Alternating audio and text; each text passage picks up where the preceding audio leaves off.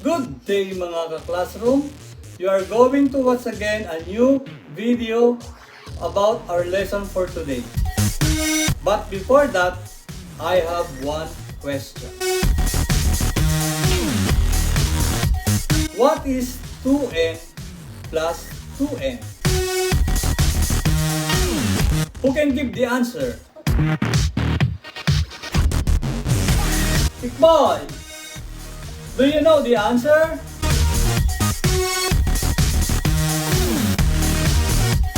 What is 2n plus 2n? I'm not sure, Sir Dudes. That is sound foreign to me. 4n? Okay, Tick Boy, you got it right. Very good. The answer is 4n.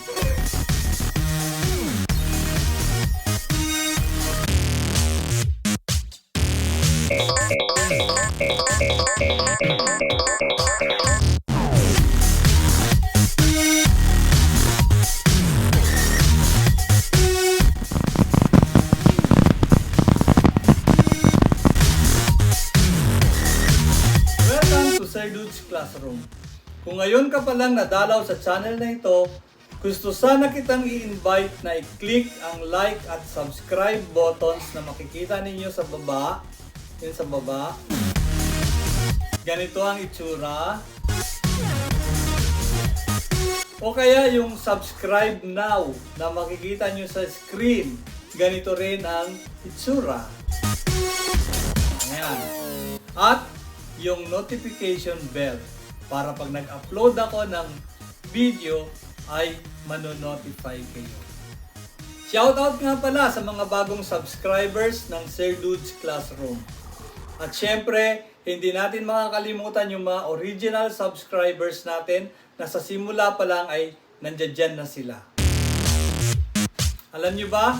Parang niregaluhan nyo ako ng every Christmas sa pag-subscribe nyo. Kaya from the bottom of my heart, thank you very much sa inyong lahat.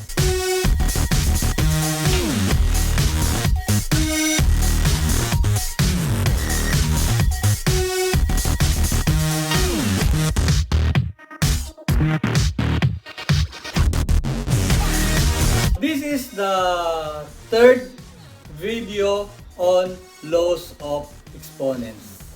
This is the quotient rule. Balikan natin yung mga laws na na-discuss na natin. Ang una ay yung the product rule. Pangalawa, yung the power rule. Pangatlo ay the power of the product rule. And pang-apat yung the power of a quotient rule. No? So this is the fifth one, the quotient rule. But before that, let us review first yung the power of a quotient rule. Kasi pareho silang may quotient para hindi kayo ma-confuse. Okay? So, sa power of a quotient rule, ito yung model, quantity A over B raised to the M power. So, all you have to do is just share M, the exponent M, to both numerator and denominator. So, this will be equal to A raised to the M power over B raised to the M power. So, ito yung the power of a quotient rule. Remember the clue or the guide? No, we share or we distribute the exponent. Now let's go to letter E. The letter E of the laws of exponents. And this is the quotient rule. The quotient rule, kasi meron siyang 3 conditions. So, ito muna yung first condition. A raised to the M power over A raised to the N power is equal to, just copy the base, A, dapat pareho yung base, no? Same base sila. So, just copy the base, which is A, then subtract the exponents m minus m. If m is greater than n.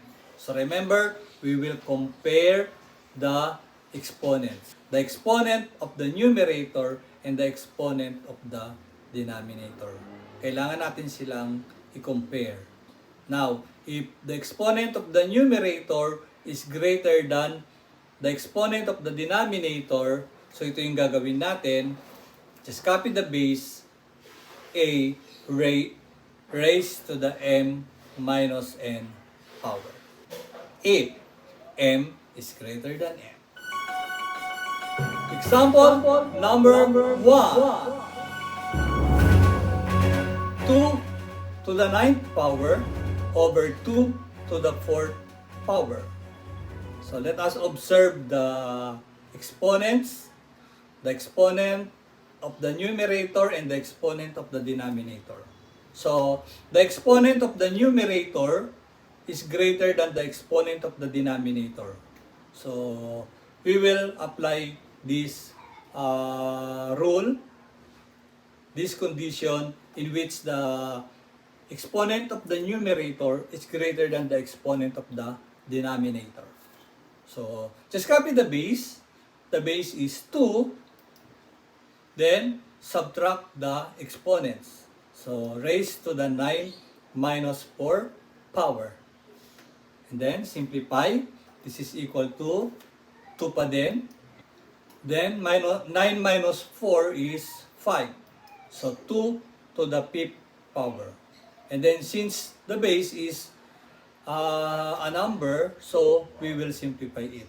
So 2 to the 5th power is equal to 2 times 2 times 2 times 2 times 2. So you will use 2 5 times as a factor. So this is equal to 32. So this is the final answer. Example number 2. X raised to the 8th power over x raised to the 5th power.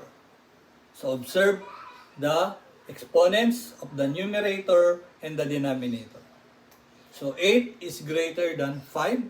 So the exponent of the numerator is greater than the exponent of the denominator. So just copy the base, x, then subtract the exponents, 8 minus 5. And then simplify, this is equal to, syempre x pa din, x raised to the 3rd power or x cubed. This is the final answer. Example number 3.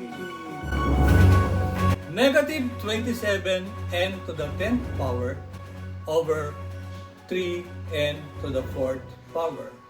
So we have numerical coefficients here, not only the literal or the variables.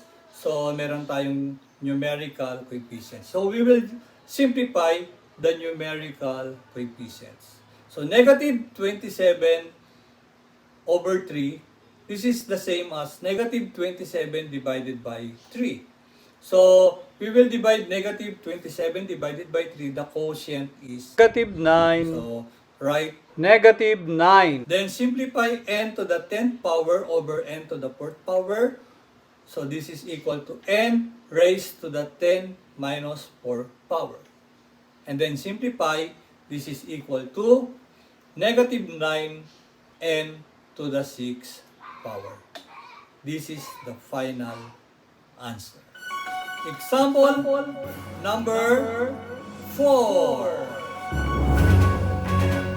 A to the 4th power, B to the 6th power over A cubed B.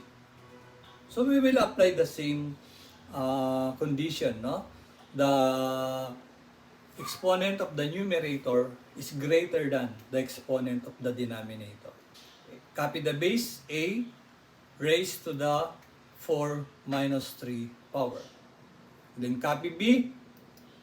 Remember that the exponent of B in the denominator is 1. B raised to the 6 minus 1 power. And this is equal to A. 4 minus 3 is 1. So, bawal isulat ang 1 na exponent. So, just write A. Then B raised to the 6 minus 1 power. This is equal to B raised to the p power. Box or encircle the final answer.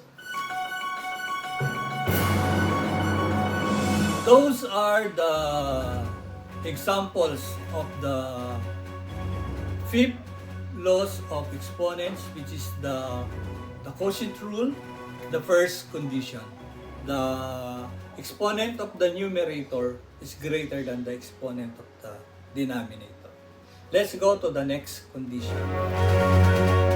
So this is E2 of the quotient rule.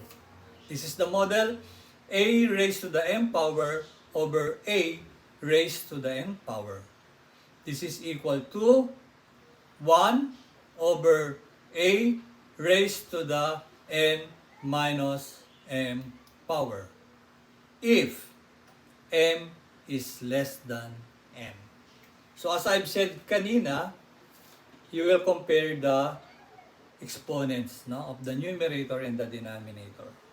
Yung kanina, yung sa first condition, the exponent of the numerator is greater than the exponent of the denominator.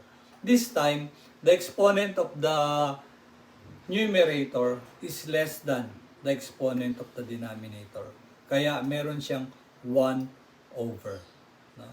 So, 1 over A raised to the n minus m power if m is less than n.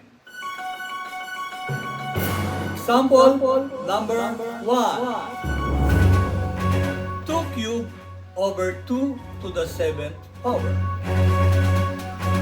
So, notice that the exponent of the numerator is less than the exponent of the denominator. So, meron niyang 1 over. Ayan. So, this is equal to 1 over, copy the base. No, you will not divide 2 divided by 2, 1. Hindi. Just copy the base. 2. Then, subtract the exponents. 7 minus 3. And then, simplify. This is equal to 1. Ayan, 1 over 2 raised to the 4th power. And then, kailangan simplified talaga yung sagot, no? Kasi number siya. So, this is equal to 1 over 2 times 2 times 2 times 2 is equal to 16. Ayan. So, this is equal to 1 over 16. So, this is the final answer. Example number 2. X to the 6th power over x to the 9th power. So, pansinin nyo, the exponent of the numerator is less than the exponent of the denominator. 1 over, copy the base, x raised to the 9 minus 6 power. And this is equal to 1 over x cubed. Box or encircle the final answer. Example number 3. A to the 4th power b over a to the 6th power b to the 5th power. Pansinin nyo ang mga exponents. The exponent of the denominator is greater than the exponent of the numerator. Or the exponent of the numerator is less than the exponent of the denominator.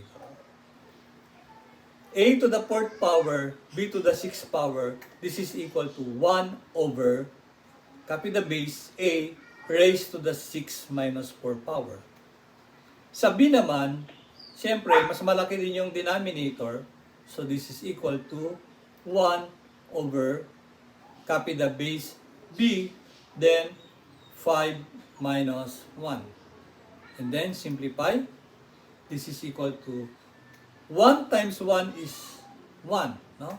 So if you will multiply 1 times 1, the product is 1. Ayan. Then, a raised to the 6 minus 4 power is a squared.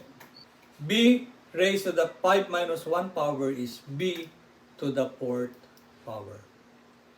So the answer is 1 over a squared b to the 4th power.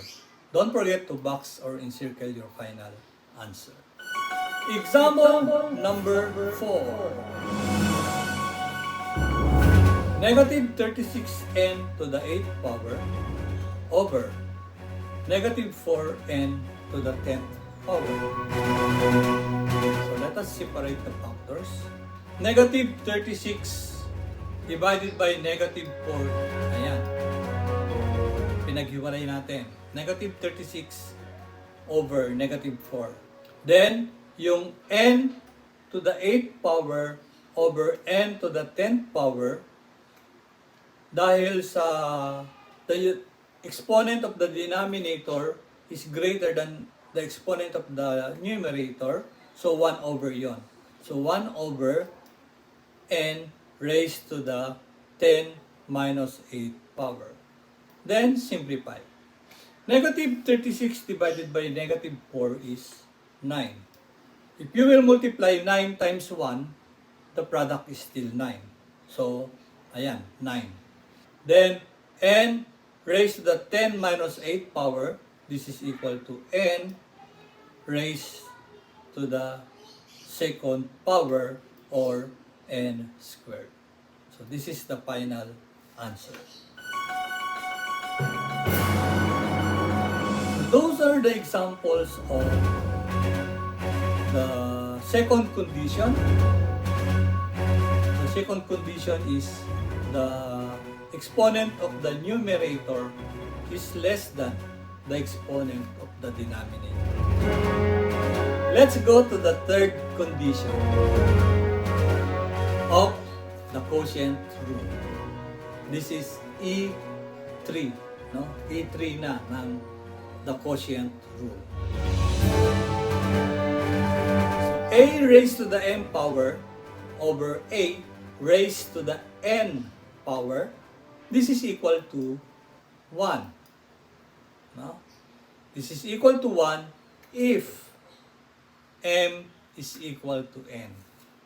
Or if the exponent of the numerator is equal to the exponent of the denominator. This is equal to 1. So example number 1.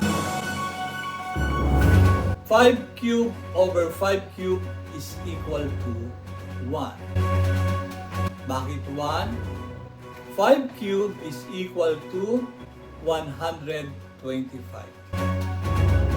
And then yung 5 cubed sa denominator equal din sa 125. And 125 divided by 125 is equal to 1. So pag pareho ang base, pareho ang exponent, that is equal to 1. Example number 2.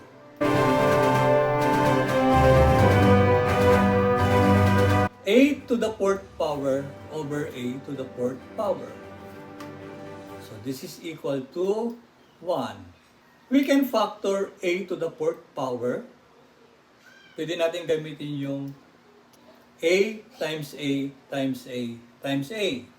Then, ganun din sa denominator, a times a times a times a. Using the cancellation method, we can cancel the same expression on the numerator and the denominator.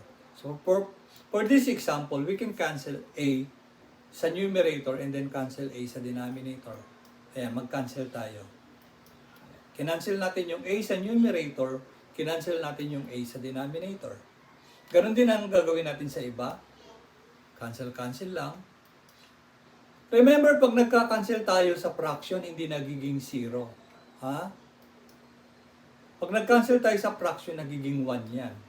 For example, 2 over 2. Yung 2 sa numerator, pag kinancel, magiging 1. Yung 2 sa denominator, pag kinancel, magiging 1. So 1 divided by 1 is equal to 1. Kaya yung 2 over 2 is equal to 1. Dito, A over A, kakansilin natin, magiging 1. No? Magiging 1 over 1. So, lahat ng A magiging 1. So, sa numerator, 1 times 1 times 1 times 1 is equal to 1. No? Then, sa denominator, 1 times 1 times 1 times 1 is equal to 1. Ayan. And 1 divided by 1 is equal to 1. If the variables are the same and the exponents are the same, that is equal to 1. Yan yung sinasabi sa third subtopic of the quotient rule. If the exponent of the numerator and the exponent of the denominator are equal, the expression is equal to 1. That is, if the base are the same. Example number 3. 32x to the 7th power over 4x to the 7th power. We will separate the factors 32 and x to the 7th power and 4 and x to the 7th power. So yung numerical factors is 32 over 4. Then yung literal factors, x to the 7th power over x to the 7th power, isi-separate din natin para mas madaling mag-simplify.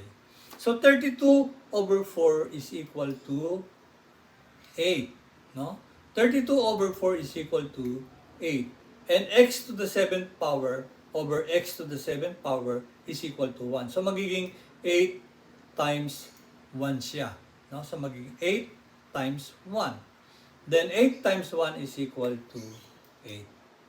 So the final answer is 8. I prepared some practice exercises para labo-labo na. Halo-halo na yung mga gagamitin nating rule sa the quotient rule. Pero hindi ko pa isinama yung ibang naunang diniscuss natin. Ang kasali lang dito sa exercises na ito yung mga diniscuss nating rule ngayon. Practice exercises number 1. Negative 24a squared b to the 6th power over 3a squared b to the 10th power. So we will separate the factors, the numerical factor and the literal factors. So the first factor is negative 24 over 3. The second factor is a squared over a squared. Then the third factor is b to the 6th power over b to the 10th power. Ganitong ginawa natin para mas madaling masimplify. So this is equal to negative 24 over 3. That is the same as negative 24 divided by 3. And the quotient is negative 8. Then, a squared over a squared is equal to 1. Sabi yan dun sa third condition natin, no? If the exponent of the numerator is equal to the exponent of the denominator, and then pareho yung base, that is equal to 1. So a squared over a squared is equal to 1. And then, yung b to the 6th power over b to the 10th power, the exponent of the numerator is less than the exponent of the denominator. So, magwa 1 over tayo. 1 over b, copy b, then raised to the 10 minus 6 power. And then simplify na. So this is equal to negative 8 times 1 times 1 is equal to negative 8. And then b raised to the 10 minus 6 power is b to the 4th power. So this is the final answer. Practice exercises number 2. 4n to the 7th power n to the 4th power over 8m n cube. So, gaya ng ginawa natin kanina, we will separate the factors. So, there are 3 factors. Then, unahin natin yung numerical factors. This is 4 over 8. Then, yung second factor, m to the 7th power over m. And then, n to the 4th power over n cube. And then, simplify natin isa-isa. 4 over 8, dito marami nagkakamali ha. 4 over 8 daw is 2. No? 8 over 4 is 2. But 4 over 8 is not 2. Mas malaki ang denominator sa numerator. So, i-simplify lang natin siya. I-reduce lang natin siya sa lowest term. So, 4 over 8 is equal to 1 half. No? So, pwede tayong mag-cancellation dito.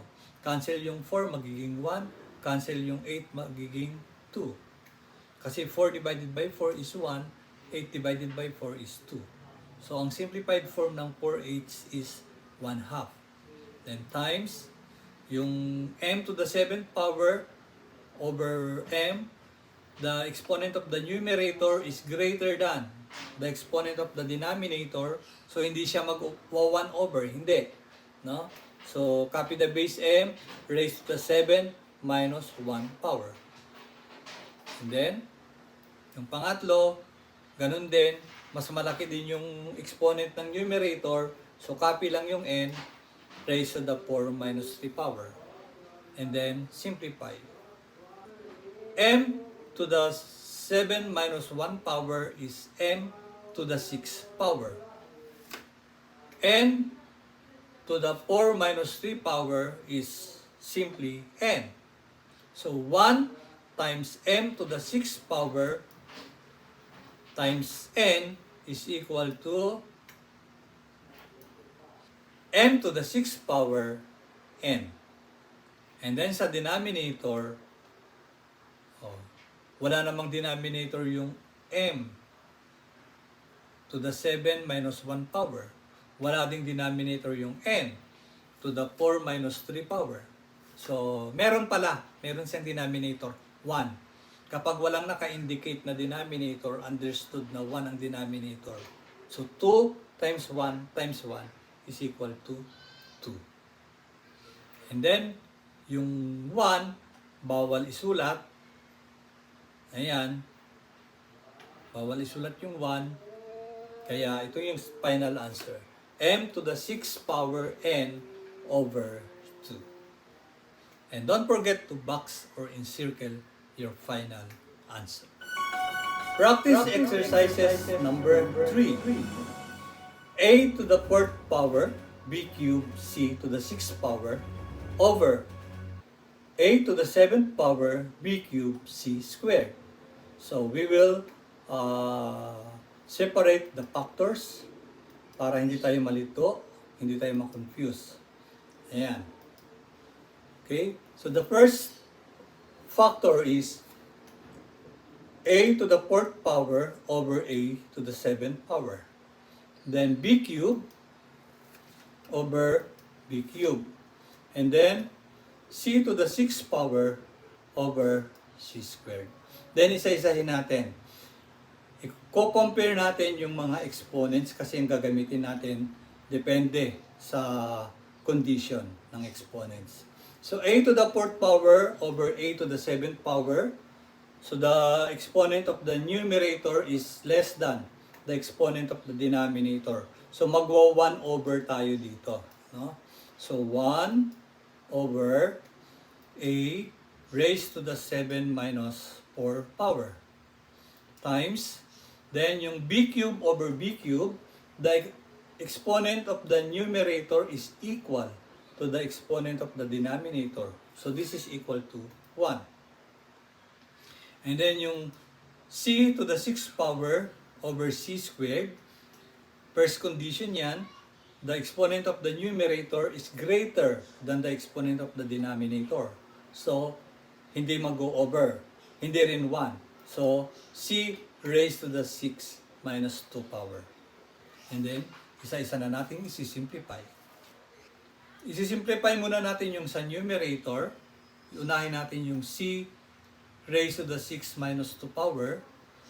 So, c raised to the 6 minus 2 power is c to the 4th power. Then, i-multiply natin siya sa 1 times 1. O kaya, 1 times 1 times c to the 4th power.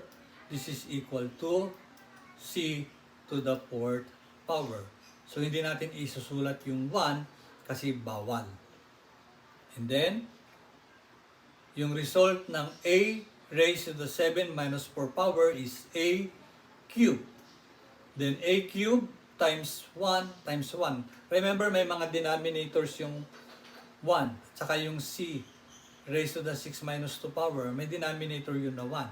So, a cubed times 1 times 1 is equal to a cubed. Ayan. So, this is the final answer. So, those are the 3 practice exercises applying the quotient rule. So, halo-halo na, sama-sama na. Medyo complicated na. So, i-review lang natin bago tayo mag-close. Letter E, the quotient rule. At meron siyang 3 subtopics or 3 conditions. The first condition is a raised to the m power over a raised to the n power is equal to a raised to the m minus n power if m is greater than n. Second condition, a raised to the m power over a raised to the n power is equal to 1 over a raised to the n minus m power if m is less than n. And the third condition, a raised to the m power over a raised to the n power is equal to 1 if m is equal to n. So these are the 3 conditions under the quotient rule.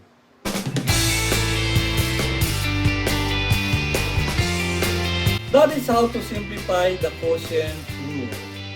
I would like to emphasize that the quotient rule is different from the power of a quotient. Thank you very much for watching this video. This is Sir Dudsnik Daw, Mr. Right himself, saying, always do what is right, because you can never be wrong in doing what is right. Goodbye.